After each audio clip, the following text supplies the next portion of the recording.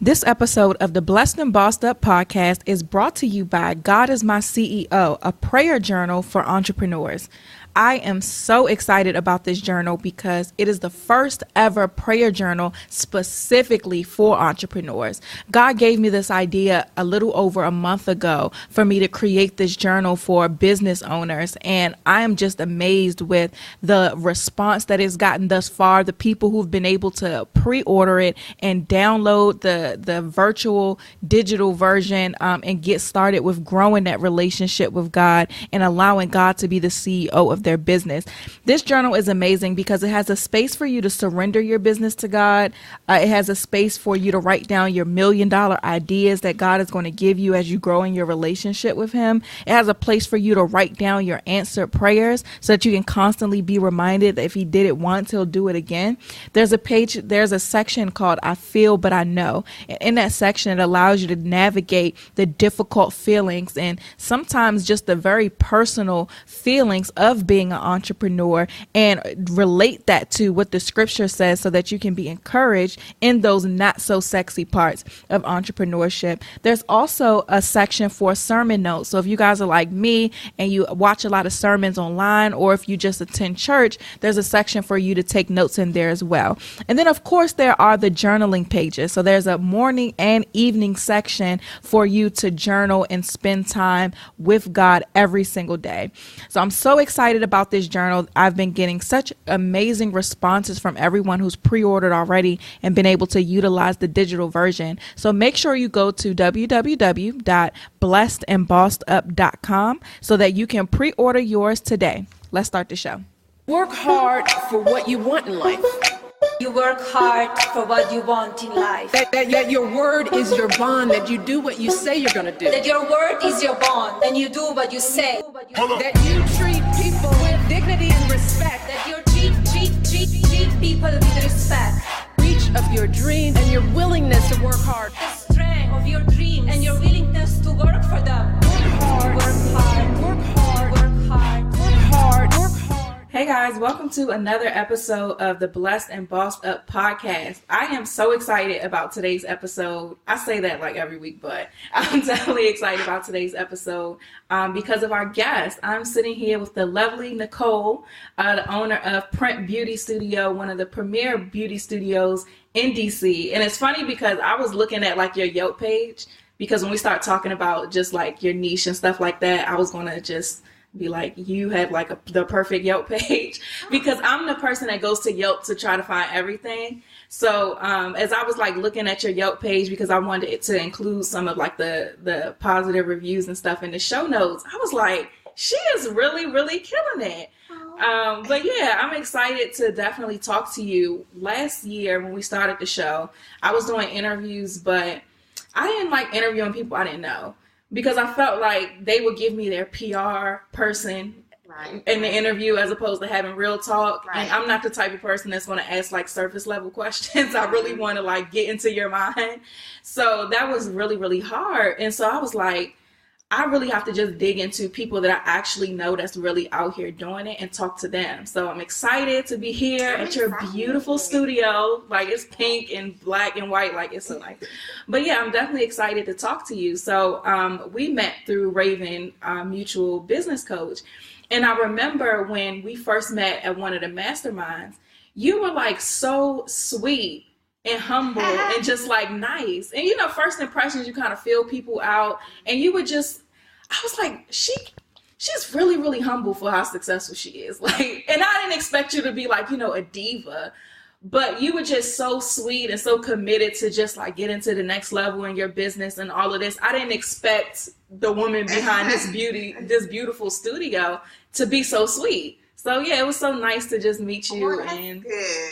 Yes, Good. Great first impression, but just learning more about you and your business is what made me excited to interview you. So let's just hop right into it. There are a lot of people who listen to the show who are beauty bosses, I guess we can call them, right? Mm-hmm. They either do hair, makeup, something in the beauty industry.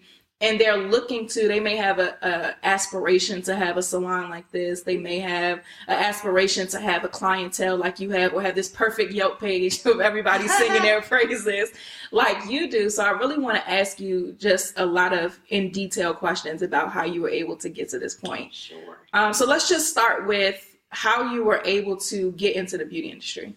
So my start in the beauty industry really came from my desire to get into makeup, but also kind of earn a little bit of extra money on the side. I was a government contractor for quite some time, and I wanted to just kind of earn some money on the side. Originally, I was a government civilian, so I wanted to retire from the government like my mom did.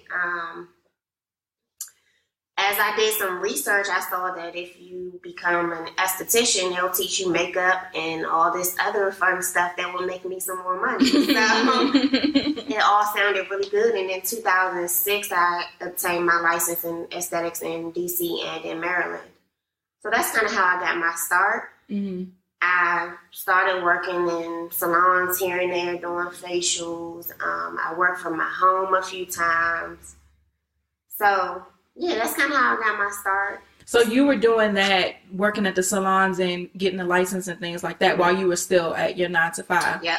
So what was that like? Because you make it sound so easy to be able to do those things, but what was that like balancing the two? When I first started, it wasn't too bad because I was just working on the weekends. But when I became more serious about it, I was getting, of course, a little busier, and that meant that I had to devote a little bit more time. So I was leaving my 9-to-5 or whatever, 7 to 4:30 or whatever it was, and then seeing clients right after until about 8 o'clock, 8:30 at night, and then Saturdays and most Sundays.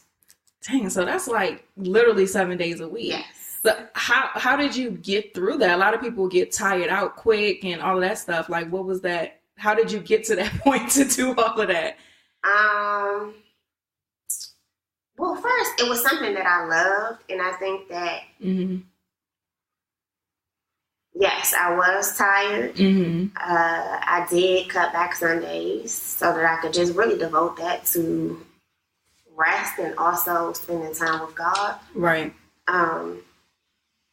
But eventually I just had to, make a decision.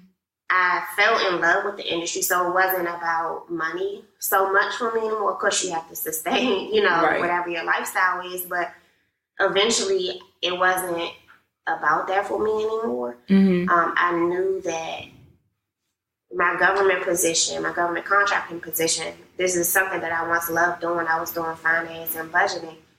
I just was miserable. So I knew that something had to change. And that was the misery of the 9-to-5 is what made you seek out something else in the first place? Okay, got you. Yeah. Got you. So, I don't know what the question was again, but did I get burnt out? Or how did you just you created this schedule where you were working so much, and a lot of people, one, they aren't really willing to dedicate that much time, but also they don't even know where to start to get their time management on track. So how did you manage your time in that season? So I'm definitely a planner. So I'm always the one with the book, writing everything down. In terms of booking my clients, I always had an online booking system, so it was never anything written down or where I was confused about who was coming and what time they were coming. So making sure that you had those tools in place helped you as well. I think that in the beginning, there's definitely a level of sacrifice. I was extremely tired. But eventually I knew that, that would pay off and it wouldn't always be like that. Was it always a goal to make the transition from 9-to-5 to full-time entrepreneur, or? Always, no. I don't think so. I think that I just kind of wanted to do a little bit of makeup on the side in the beginning. And then eventually I said I wanted to be a celebrity makeup artist and travel and all of that, and that just was not what happened for me. And I don't even think, not that I don't aspire to have celebrity clients. I just don't. I don't want to be known as this celebrity, whatever. Why not? Because it seems like that's it. Being a celebrity stylist, the celebrity makeup artist. Why not? I mean, that's cool. That's right. That's not my goal. So, I just think that there's a whole nother level of responsibility that comes with that. I also don't want to be. I want to travel for leisure, travel for work every now and then, but I don't want that to be my entire life. I'm hopping on a plane to go meet somebody to do work. When I travel, I want to go lay out on the beach. And, you know. So it sounds like you wanted to build a business that you loved, but gave you the freedom to live life on your own terms. Yeah. And that's what you're doing. I remember I saw you on Instagram on a camel somewhere. Like, where were you at? I was like, I'm in the house. It's 20 degrees outside. And Nicole is out here on a camel in the desert. I know that's right. Okay. So was having like this studio though, was this always a part of the vision? No. I think that as time went on, my vision changed. Right. You know, it evolved. Once I got my the suite that I was running, and you know, my clientele grew. Eventually, I knew there's only so many hours in a day. Right. Which means there's only so much money I can make doing this same thing. I knew that I also wanted to work with other people, kind of be around the team. So me working in the suite, I was isolated. You know, I saw my clients all day. Right. And then I go home. But my interaction with other people, aside from, you know, people that work down the hall from me, was limited. I also knew that there are a lot of... I wanted to help other people in the industry who wanted to be a part of something. So that's kind of where the name for the studio came from. The original name was Print with an I. And so when I named this one, I wanted it to people still to kind of know that it was me involved. But also I took the I out because there's no I in prep. And so I wanted everybody that is a part of this to know that they're a part of a team and not, you know, working alone in this. And so that's kind of how this evolved.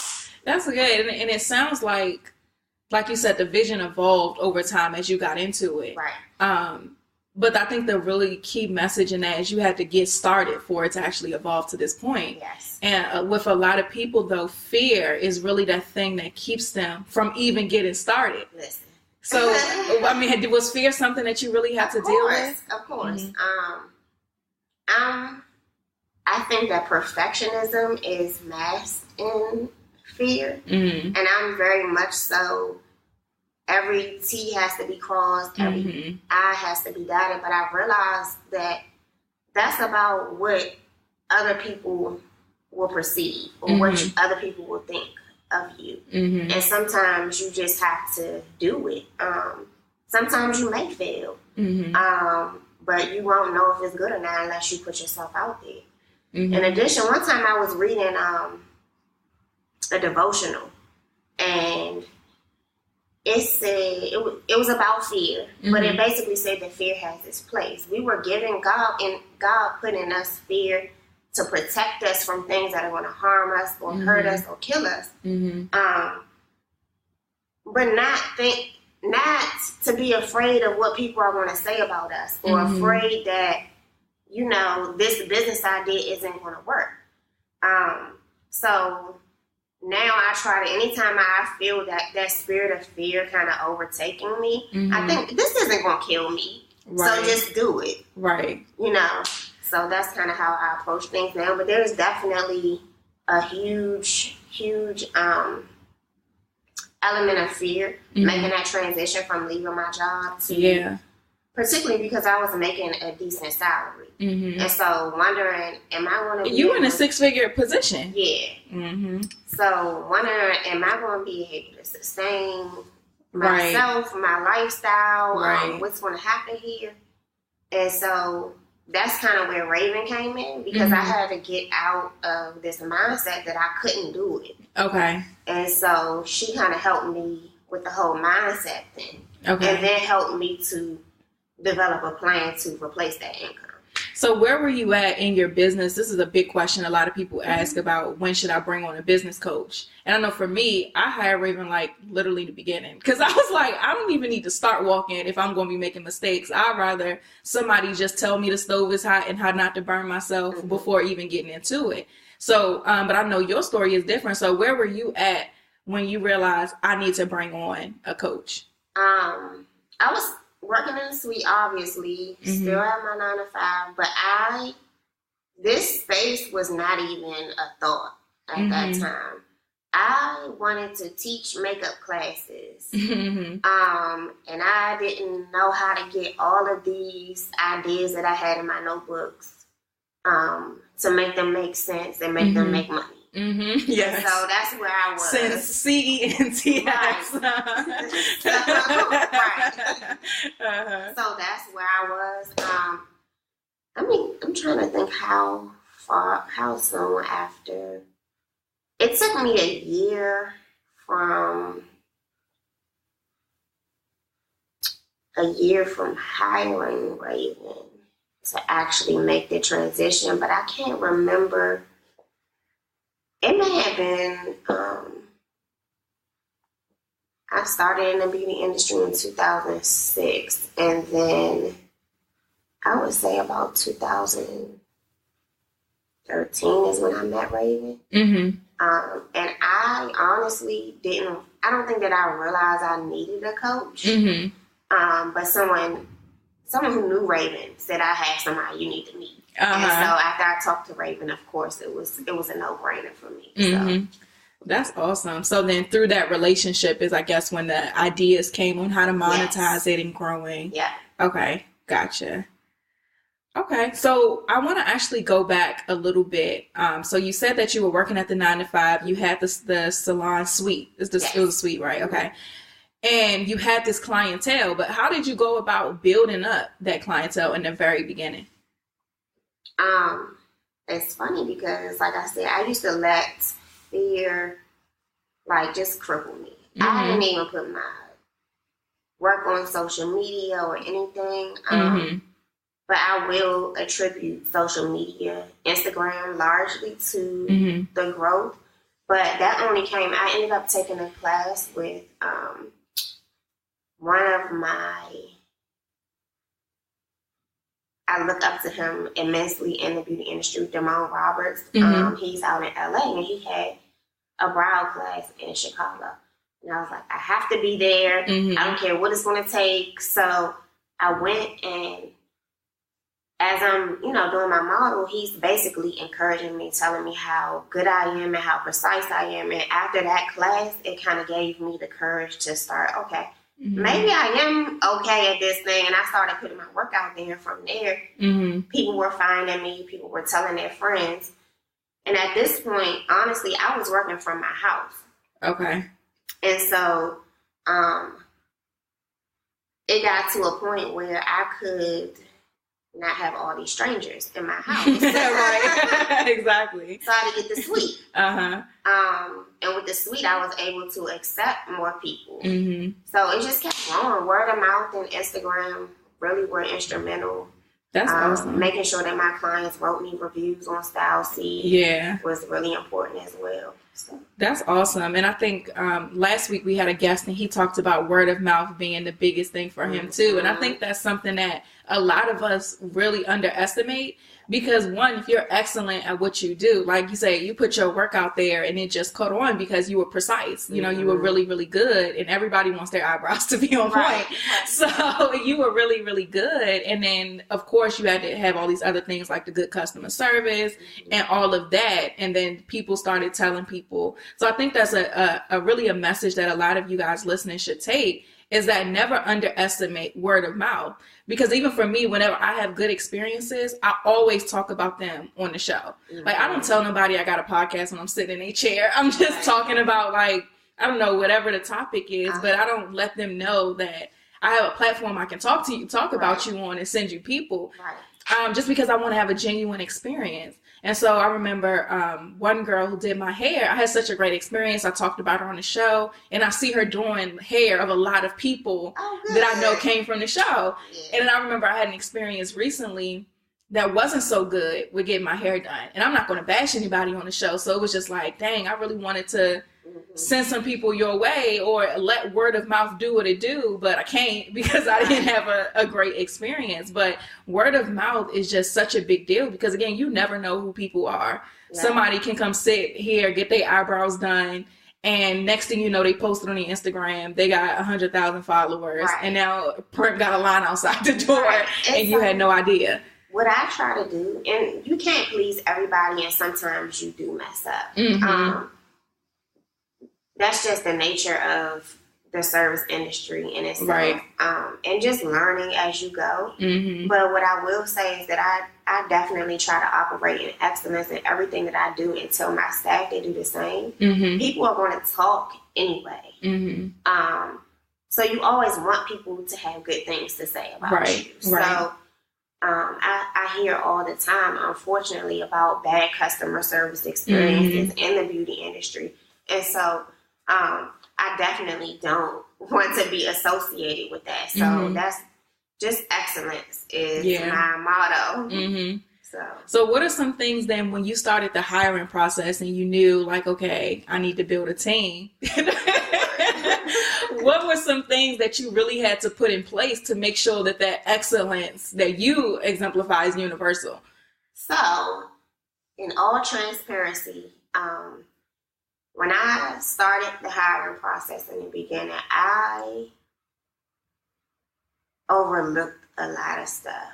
I looked at the talent that people had and didn't necessarily look at whether they were a team player or whether they just fit the vision overall. And so as time went on, I realized, okay, talent is important. But what I'm also big on is training. So if you have a little bit, I can work with you if everything else is in order. So yeah, just making sure that you have your hiring process mapped out and don't overlook things in that process. Being open to training people. And everybody is not going to do things the way that you do them. So just being open to, working with people in that area. So yes, but hiring is definitely, it's a challenge, but I've also learned that I would rather hire slow than hire quickly and have to fire. So. Yeah, I totally get that. I was talking to the guy we interviewed last week. His name was Chris Daniel. And he does this animal assessment. I met him in Charlotte at an Eric Thomas event, and he was one of the speakers. And he does this animal assessment that just helps. It helps build teams, of course, but it helps people really understand who they are using 4 animals, and then understanding the type of people. I'm going to send it to you now. I'm talking about it. And understand the type of people they need to bring on to their team. Okay. And so when I took the assessment, I found out that I was a gorilla. So I'm like aggressive. I'm very straightforward.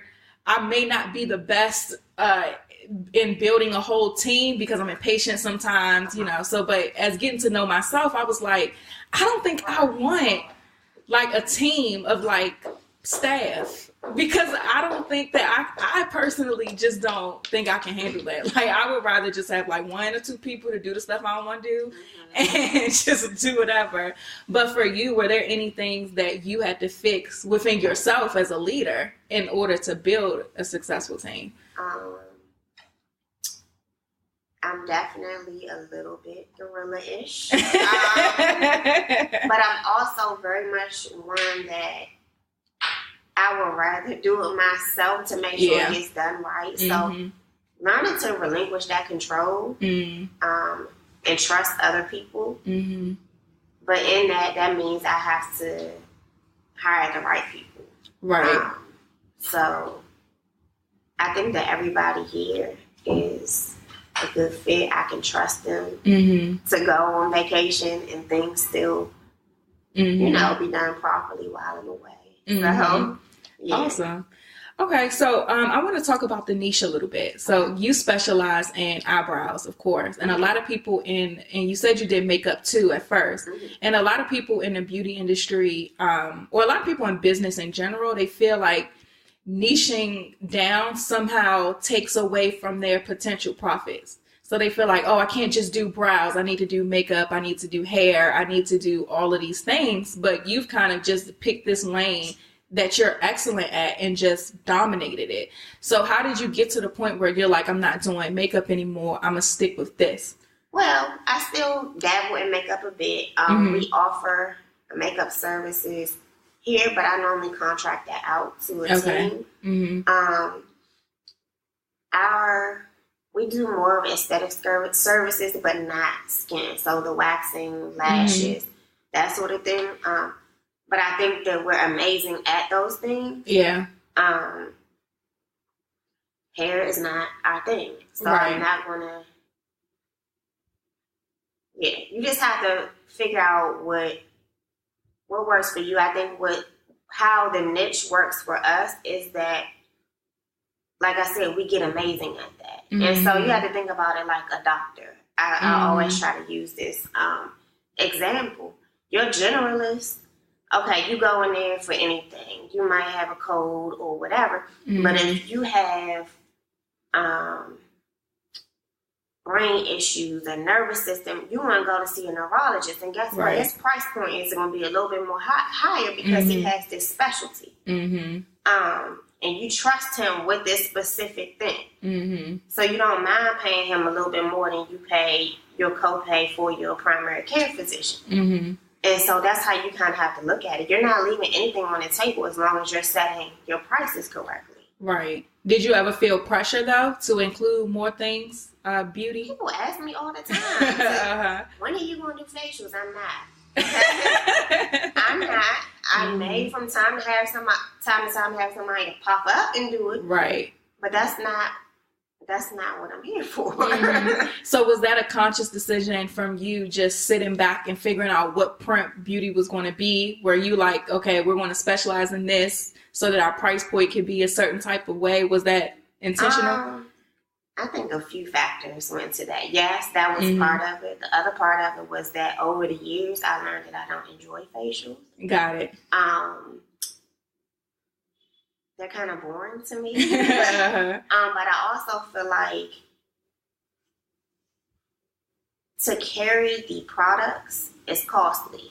And a lot of times people, they want this instant gratification, okay? They want to see the results right away. And sometimes you're not going to see the results that you're looking for from a facial right away. You got to go home and you got to do the work. Yeah. That requires you to buy these products, okay? That may not,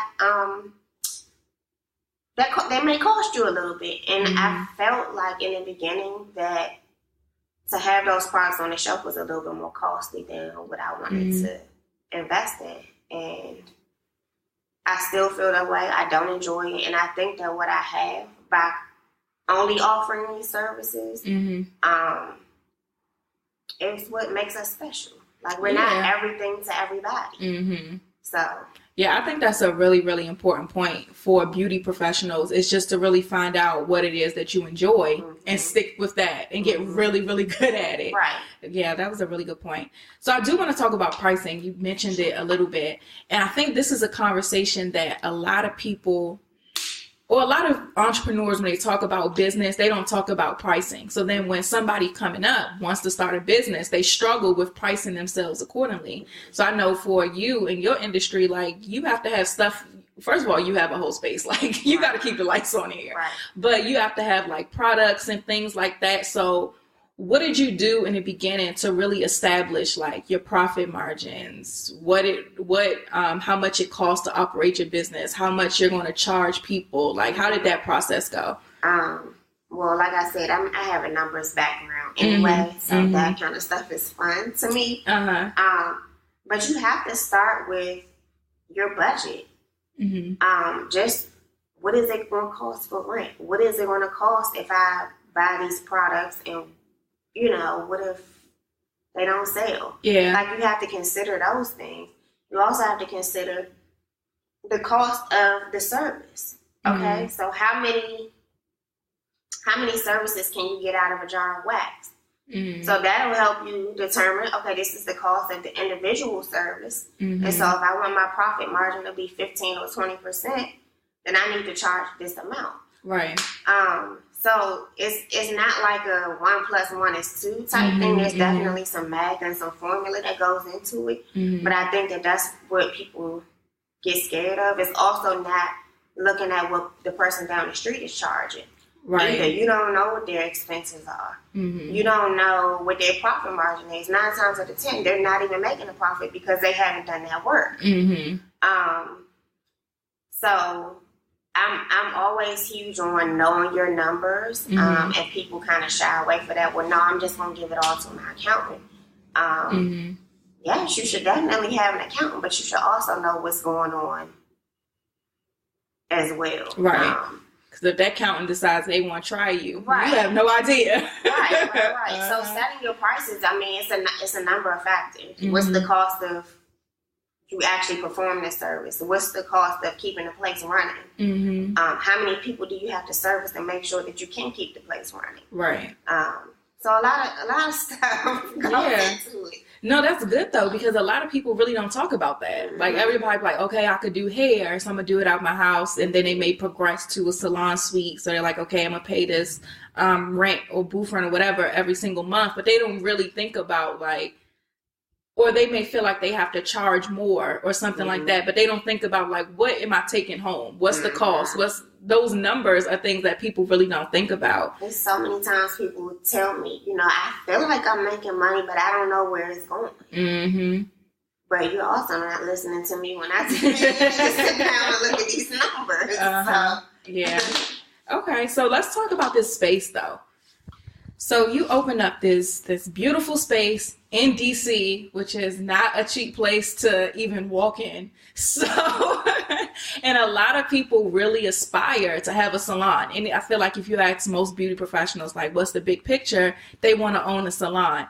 What really goes into opening up a salon? A whole lot of money.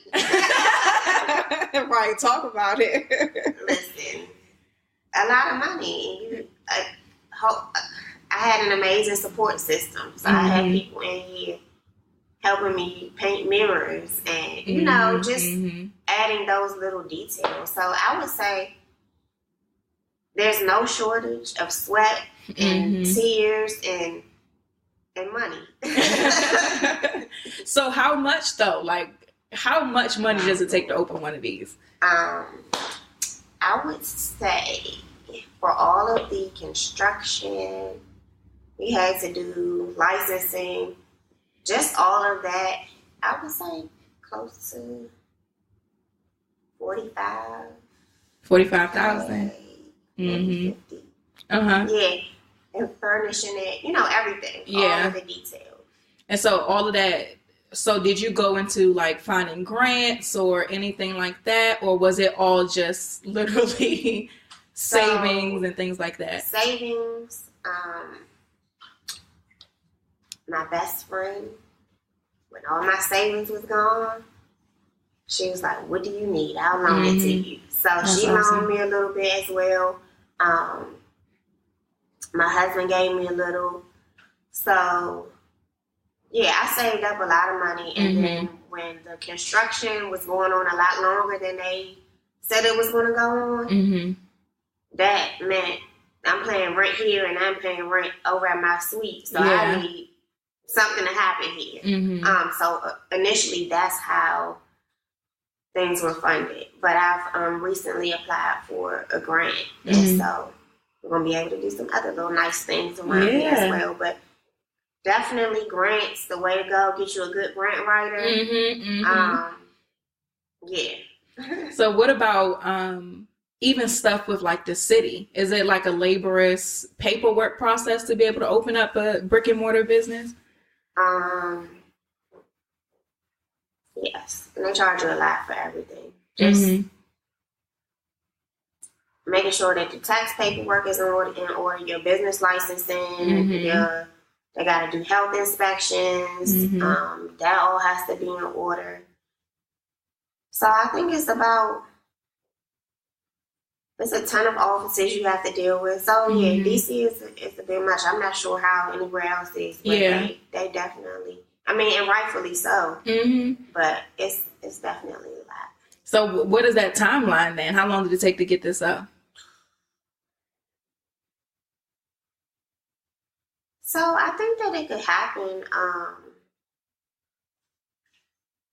Here's where I lucked up. This is what I will say, because this was a hair salon before. Okay. It was already zoned for beauty.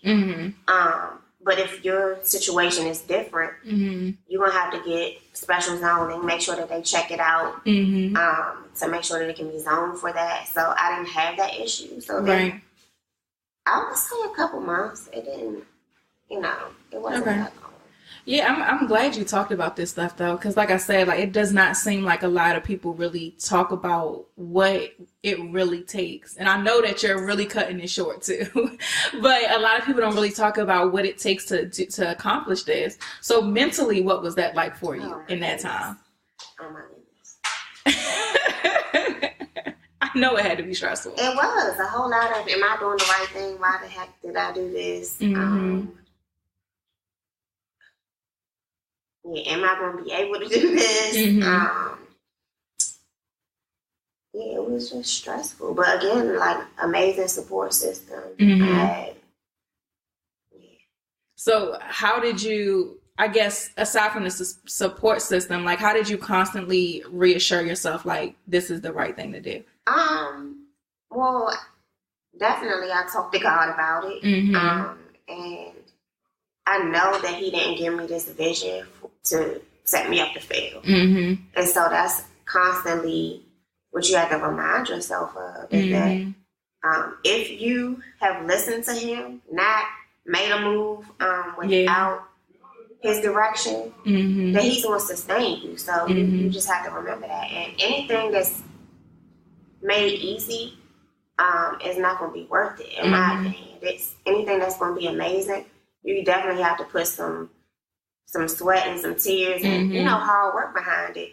And then you can kind of look up and say, like, wow, it was all worth it. Yeah. Is that how you feel right now? Like, how does it feel to just walk into this place that you dreamt of and you see the print on the wall and the people coming in? Like, come on, I know that has to feel good.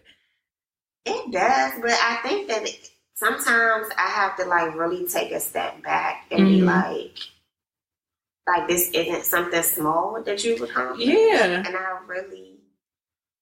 don't That's why I said, that's what I meant by, like, being so humble. I'm like, does she know that she got this store or this salon that everybody loves? I don't really, like, take the time a lot to celebrate myself, so I'm working on that.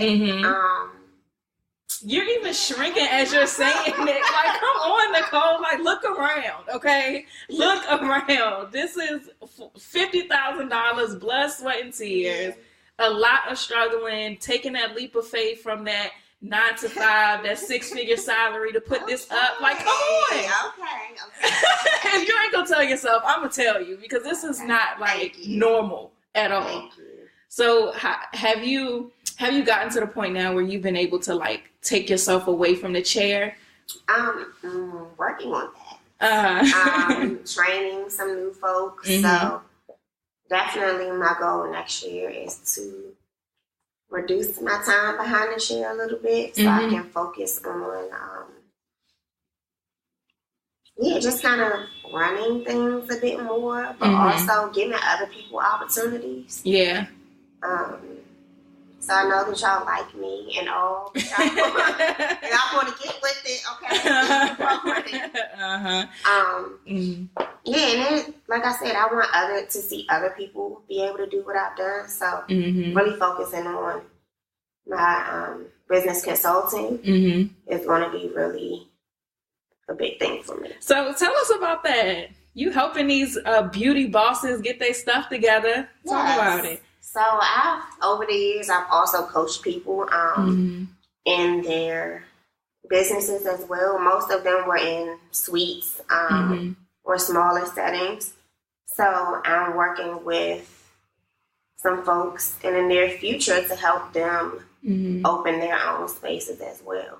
That's awesome. So what are some of the mistakes, though, that you see people at that level make? I think that kind of touched on them before, not knowing your numbers, that's huge. And also just hiring people just to have, butts in their chair and think that that's going to bring you the money. But ultimately, that's not what matters in building a team. Just because you have somebody sitting there doesn't mean it's going to, they're going to bring the right people. Or even bring the right vibe to your environment. So. Okay. So then you also have like some, I don't know the right word for it, I guess some extensions to the print brand with the print brides and Good Brow Day. Tell us about those. All right. So print brides, actually we have a bridal showcase coming up on May 20th. So the idea is to kind of relieve some of the stress and calm some of the cold feet that go into the planning process. So we have partnered with some other beauty professionals that we've worked with that are amazing to build print brides. And so we create this beautiful experience for our brides. So we create customized packages based on your individual needs, whether you're going on a honeymoon, whether you're having a bridal shower, a bachelorette party, whatever it is that you need, we create a custom beauty package. So it may include makeup, it may include waxing or brows. Skin is also important. So we partner with somebody who actually does skin. Yeah, right. Hairstylists as well to make that the beauty aspect. So you're not hunting to find all of these professionals. So we're making that aspect easier. When is it? Put this on my calendar. Y'all do destination brides? We do. Okay. We do. And then, so May 20th, in addition to us showcasing our work, we're partnering with bridal designers, dress designers, event planners. Oh, awesome. Yeah, so just all of your vendors and then some that are kind of specialty as well, so you can add those special touches to your wedding. Got you. Okay, what about Good Brow Day? So Good Brow Day was created because social media has kind of made the beauty industry this thing that everybody wants to be a part of. So much so that people are not obtaining the proper licensure. And in turn, people are getting injured, they're getting infections and disease. And so because brows are my specialty and something that I'm passionate about, my focus was to create this community of reputable artists, educate the consumer about the risk of seeing unlicensed, untrained, and unsanitary people. Talk about it. And so just create this platform of education and community. So the artists can not only share our best practices with each other, but there's also a directory. So if you're in Chicago, you can find somebody that you trust that not only will, the proper practice proper sanitation, but also, they're going to give you an amazing brow. Got you. Okay. So I do have a couple business questions, but before we get to that, I do want to talk about faith for a little bit. I know you talked about your faith in God so far, but have you always had that relationship with God? So this is what I'll say. I grew up in church. So I've always had a relationship. But I think naturally that has kind of just shifted over the years. It's grew stronger at some points, and other points it's been kind of, a secondary thing. But I would say in the past few years, my relationship has definitely grown. Definitely taking time out to talk to him more. There was a point, particularly because I'm just a busybody. Like I had this to-do list, and I need everything to be checked on this list. And so there were times where I would be like, "Oh, I'm gonna do this first, and then I'm gonna come back and have my quiet time with God." But I realized in doing that, your day just is you're not even starting your day right. And then you don't even know how to approach the challenges that you may face because you haven't even spent that that time with him. Mm-hmm. So as I've grown as a Christian and in my relationship with God, starting my day with him has become the most important thing. Mm-hmm. Even if it's, I'm thankful to Tiffany Gillespie because she created the Mornings with God. It's like 60 seconds. Mm-hmm. So every day there's a scripture that mm-hmm. kind of a devotional or affirmation that forces you to kind of spend a few minutes with him. Right. And right. so from there, I'll meditate on his word and spend a little bit more time. And so from there, that was kind of like, I need to check myself. And that was like my baby step mm-hmm. to really, really focusing on the time that I spend with him. And so mm-hmm. it's been growing. Definitely making sure that I have resources like your journal has been mm-hmm. instrumental as well. Mm-hmm. So I'm not just spending that time in the morning. I'm also writing in the journal in the evening. Mm-hmm. So that forces me to spend time with him as well. But I also take time throughout the day and just sit. Because sometimes, like, it's like a conversation. You don't, in a conversation with somebody, you don't just come and say what you got to say and then leave. Mm-hmm. The same thing is with God. You got to talk to him mm-hmm. and then sit there and listen to what he has to say back to you. Yeah. So I think that a lot of times we pray and have this long list of things we want God to do for us and mm-hmm. all of that, but we never sit there and listen, okay, God, this is what I want you to do, but is this what you want from me? Yeah. So. Mm-hmm. No, I'm totally with you. Like, that's the story of my life. At this point, it's just doing whatever God tells me to do because, I mean, now just the way everything for me is shifting, it's bright. The future is bright. You know, I know I'm right on the cusp of something amazing, but it's all really just come from listening to God. Like, well, what do you want me to do? And literally not doing anything until he tells me what to do. Even with that journal, did not even wanting to do that, but that being an instruction. So I'm like, all right, I'm just going to do it, whatever. Thank you for that. You're welcome. But just seeing so many people, how much they use it and they like it, I'm like, wow, I had no idea. So yeah, that's amazing. So how have things been though from, well, what has the difference been for you as a day-to-day from prior to spending mornings with God to now? I definitely think that my discernment is much, is heightened. My days run smoother, and I know that sounds cliche, but I mean, it just changes your whole attitude. And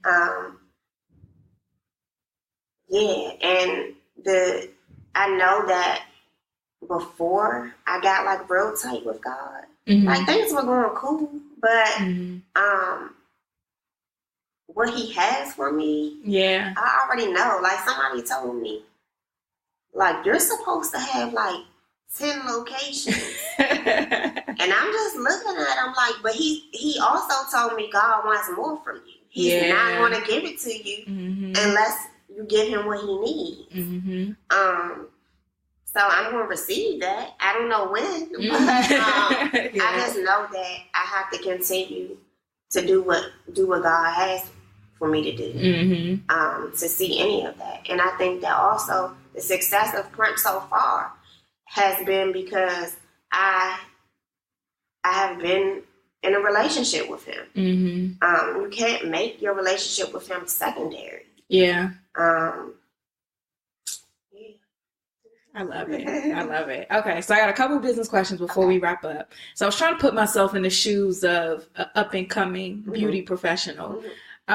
So my first question is, how did you go about building the brand? Because that's normally, it's the first step a lot of people take because it's the most fun, building like, you know, the website and the logo, the colors and all of that stuff. But how did you go about in the beginning, especially being that numbers person and understanding the importance of that, building a brand that's going to actually be profitable and not just cute on the gram?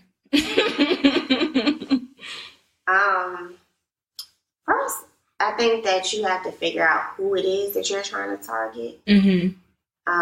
So not just saying, I want to target women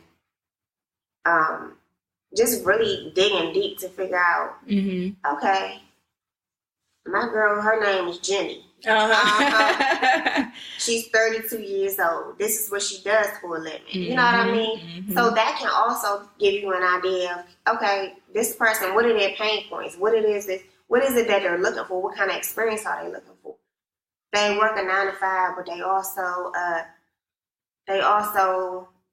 are pursuing part-time entrepreneurship. So guess what?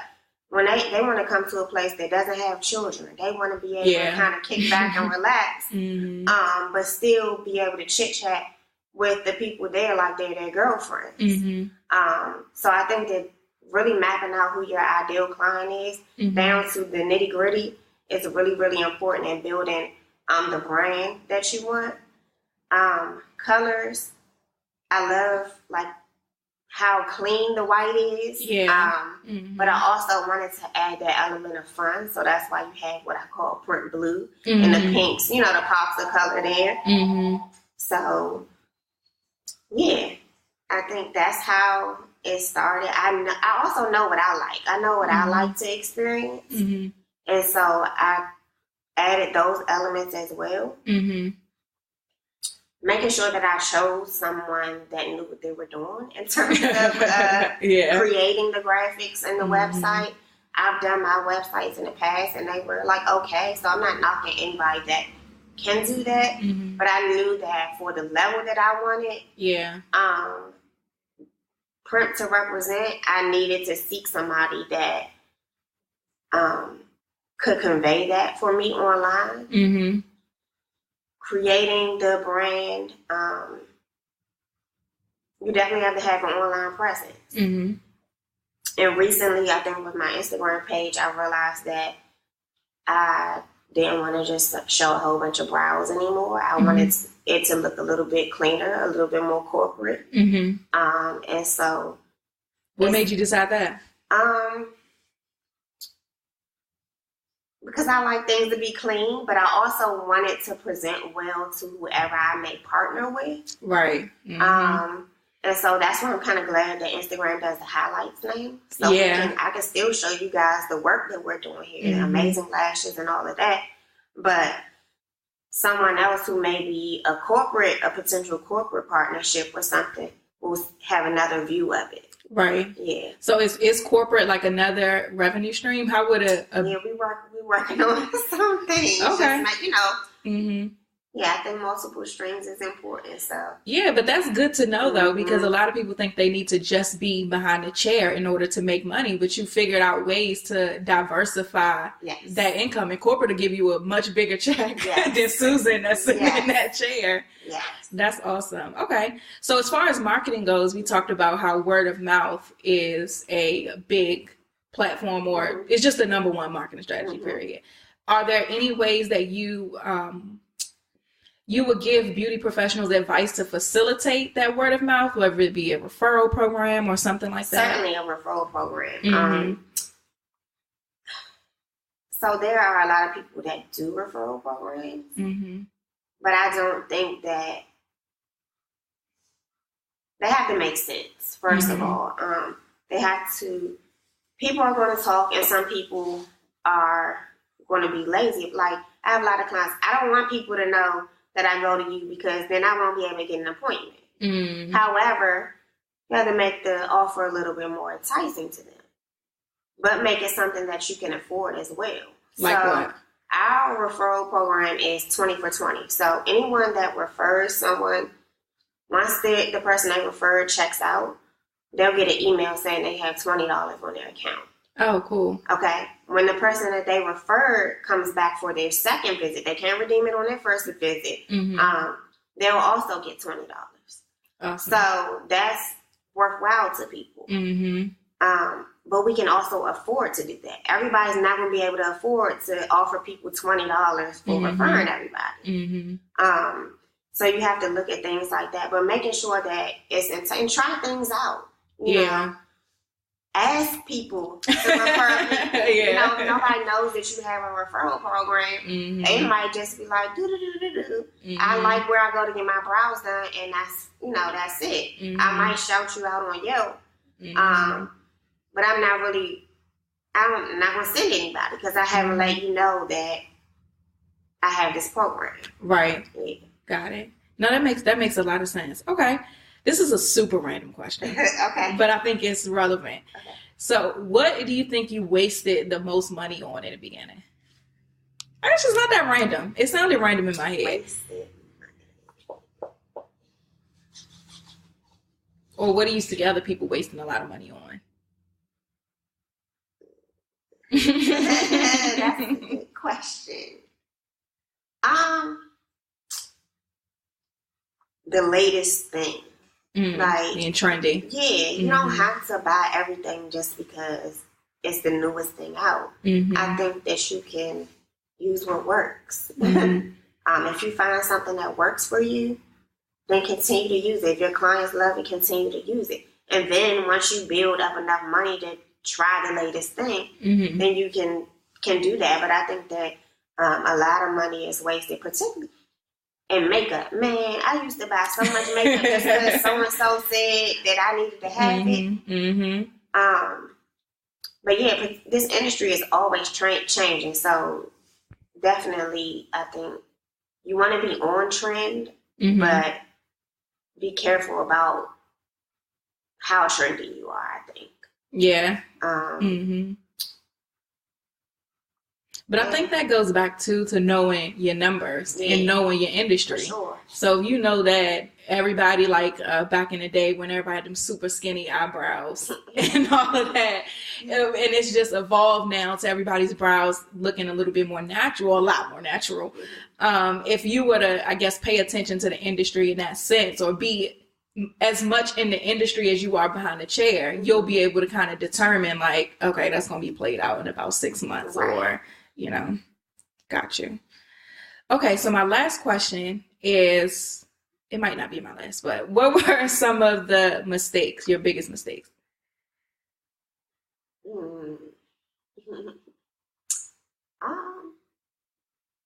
That hiring thing. I would say that's my number one mistake, is not hiring the right people. I mean, you're not going to get it right 100% of the time, but I think that just hiring the right people. But in that, you have to have a system. So what does your hiring process look like? Right. In the beginning, my process was sending your resume. We do one interview. I see you do a little bit of work and that's it, but it's much more extensive now. And also that helps to kind of weed people out. If you're not willing to go through the whole process, then you're not willing to work here. Then we don't want you. So, got you. Okay, so what would be just one word of advice that you would give aspiring beauty professionals?